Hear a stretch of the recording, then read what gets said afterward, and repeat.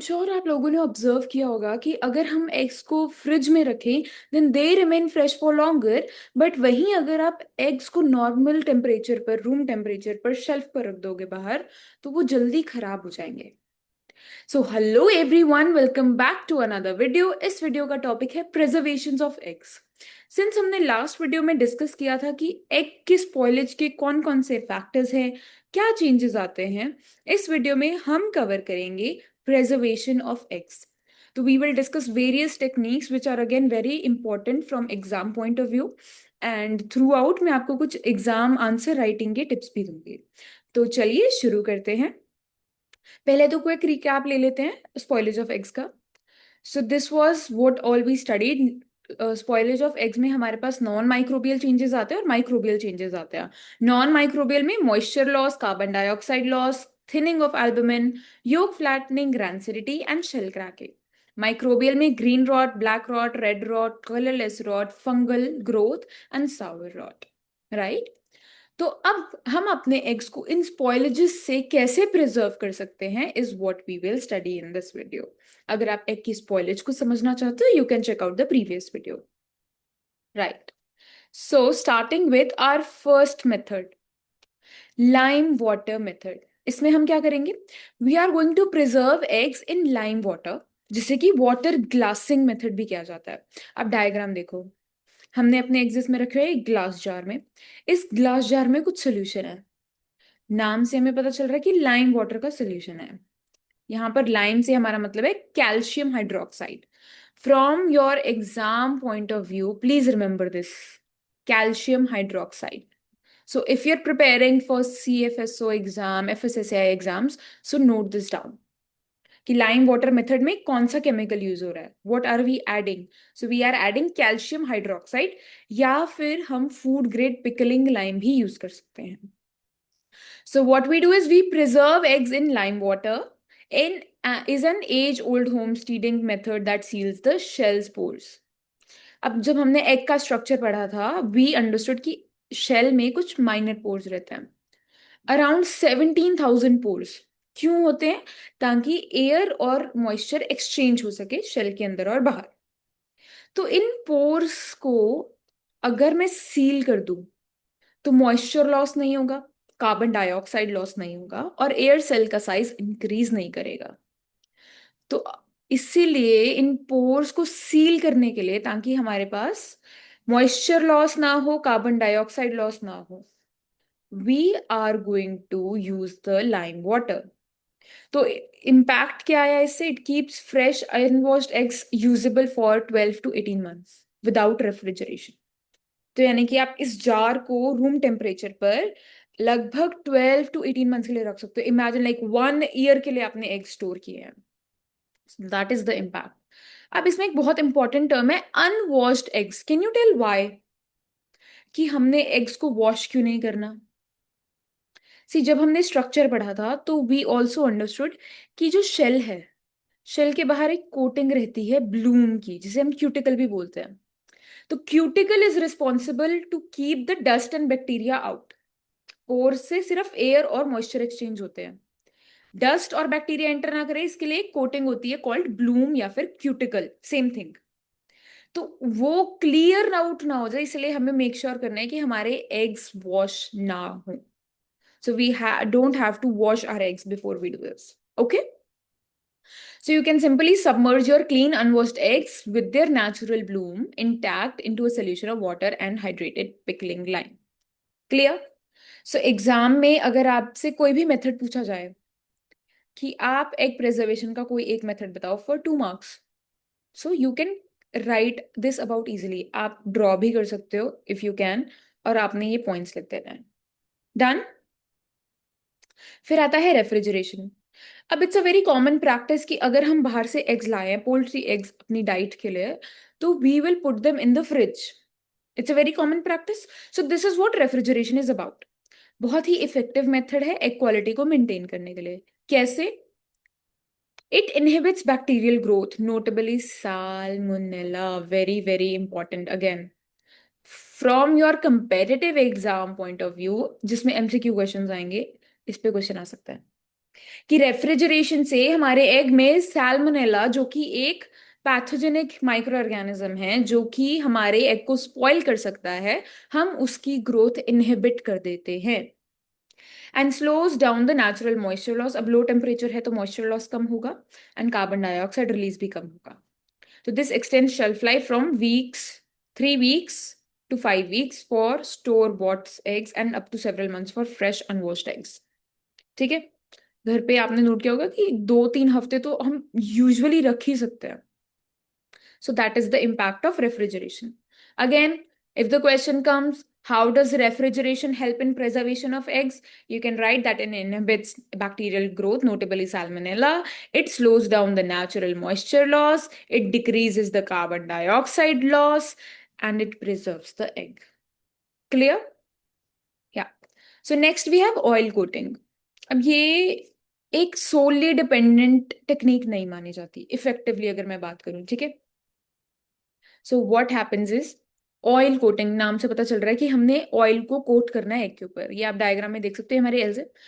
You see the shine, it's because they are coated with the oil. So you just take some oil और आपने उसकी एक coating कर देनी है एग के ऊपर, और एक शाइनी विजिबल लेयर आपको दिखेगी। तो it what does it do, how is it helping? It creates a protective barrier that seals the pores of the egg shell. Again इसने भी एग शेल पे ये के जो पोर्स हैं उनको सील कर देता है, preventing moisture loss and blocking out harmful bacteria. Again very easy concept, concept same ही है। कॉन्सेप्ट क्या है कि हमें शेल के पोर्स ब्लॉक करने हैं ताकि बैक्टीरिया और डस्ट अंदर ना आए और हमारा कार्बन डाइऑक्साइड और मॉइस्चर लॉस ना हो। अब पोर्स का पर्पस क्या था कि for example there has to be the development of the chick from the embryo from the egg, तो उसे तो कार्बन डाइऑक्साइड एक्सचेंज करना है, पर हम तो नहीं चाहते कि हमारे एग की एक चिक में ट्रांसफॉर्मेशन हो and so on. So we will block the pores of the shell. पहले हमने कैसे किया था, लाइम वाटर से, फिर अब हम कर रहे हैं ऑयल कोटिंग से। This method can extend the shelf life of fresh eggs by 3 to 10 weeks, depending on whether they are stored at room temperature or refrigerated. अब आप कंबाइन भी कर सकते हो, ऑयल कोटेड एग्स को आप रेफ्रिजरेट कर दो, again it adds up to the impact. ठीक है, फिर है हमारे पास freezing. It is never freeze raw eggs in the shells. Question आ सकता है why. See if you will ever do an experiment on the preservation of eggs, तो आप ये सारे एक्सपेरिमेंट्स घर पे भी प्रैक्टिस कर सकते हो, लैब में भी कर सकते हो। Lime water, refrigeration, oil coating, freezing, and you can compare कि हमारे एग की शेल्फ लाइफ किस एक्सटेंट तक इंप्रूव हुई। बट फ्रीजिंग में ये याद रखना, we never usually freeze raw eggs in the shells, in their shell. कि आपने एग जैसे ऑयल कोटिंग की है ना, तो इसको हम डायरेक्ट फ्रीज नहीं करेंगे। क्यों? You must be wondering why. क्योंकि the liquid inside expands and shell के क्रैक होने का रिस्क बढ़ जाता है। तो अगर शेल क्रैक हो गया तो कंटामिनेशन का रिस्क तो ऑब्वियसली इंक्रीज होगा। A cracked shell is more susceptible to invasion of bacteria and dust, right? So इसलिए हम रॉ एग्स को फ्रीज नहीं करते हैं, इंस्टेड हम ब्रेक करते हैं। या तो अब आप for example you crack an egg, आपने योक और एल्बुमिन को मिक्स कर दिया and then you freeze it, you freeze the mixture. या फिर आप सेपरेटली योक को अलग फ्रीज कर लो और एल्बुमिन को अलग फ्रीज कर लो सेपरेट करके। So this can store up to an year, up to a year. ठीक है, always thaw frozen eggs overnight in the freezer refrigerated. Thaw समझते हो? थॉ वर्ड क्या होता है? थॉ मतलब कोई चीज आपने फ्रीज कर रखी है, now you want to use it, तो आपको उसका टेम्परेचर डाउन करना पड़ेगा। अब ऐसा तो है नहीं कि मैंने फ्रीजर में से कुछ निकाला और मैंने इमीडिएटली थ्रो कर दिया। जब हम मीट के बारे में भी पढ़ेंगे, meat tenderisation, rigor mortis, all of that, तो भी हम कभी भी डायरेक्टली थॉइंग नहीं करते हैं कि फ्रीजर से उठा के रूम टेम्परेचर पे रख दिया। हम पहले उसे ओवरनाइट रेफ्रिजरेटर में रखेंगे ताकि उसका टेम्परेचर अगर यहाँ था, फॉर एग्जाम्पल दिस इज -18, फिर दिस इज -4, फिर this is 0 and then it goes to room temperature 15। तो हम -18 to 15 डायरेक्टली क्विकली नहीं लाएंगे, हम पहले उसे -4 पर लाएंगे, फिर 0 डिग्रीज, फिर 15 पे। ठीक है, So never thaw them on the counter as this encourages the rapid growth of harmful bacteria. अब जैसे अगर slowly हम टेम्परेचर कर रहे हैं तो हमारे पास जो बैक्टीरियल ग्रोथ है उस बैक्टीरियल इन्वेजन का रिस्क रिड्यूस हो जाएगा, which is why thawing should be very properly executed. फिर लास्टली वेरी इंपॉर्टेंट टेक्निक, देखो हमने अभी तक जितने भी मेथड्स पढ़े हैं ये वो मेथड्स है जो हम घर पे इजीली प्रैक्टिस कर सकते हैं. Refrigeration is one of the most common methods. Lime water भी you can practise, you can try it at home, है ना. Oil coating is also very easy and simple. Freezing भी. स्प्रे ड्राइंग एक industrial level technique है, ठीक है. इसमें spray drawing यानी कि स्प्रे करके ड्राई किया जा रहा है किसको, एग कंटेंट को. कैसे? We are spray drying poultry eggs involving pasteurising liquid eggs.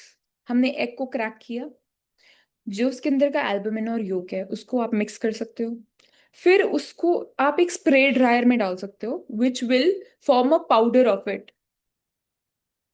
So it is basically the formation of egg powder. I will also show you the video कि कैसे किया, कैसे प्रैक्टिस कर सकते हैं ऐसे. सो वॉट हैपन्स इज पहले तो we break them down into fine droplets और उसके बाद उसे एक हीटेड चेम्बर में पास करते हैं. So we get a phase change क्योंकि हीट है यहाँ पे. तो this yields, I hope this is visible, the last line. Yeah. This yields a highly shelf-stable powder that retains vital nutrients like proteins and vitamins while minimizing the risk of foodborne illnesses. Spray drawing again एक बहुत important technique है. Direct question सबसे ज्यादा, अगर सारे preservation method में से सबसे ज्यादा चांस है क्वेश्चन आने का तो that is spray drawing. Very very important for your college exams. तो इसको डिटेल में समझेंगे और आप पहले let us watch the video and hopefully then we will understand. Just focus on the video. I'll just replay it so that you will again watch it.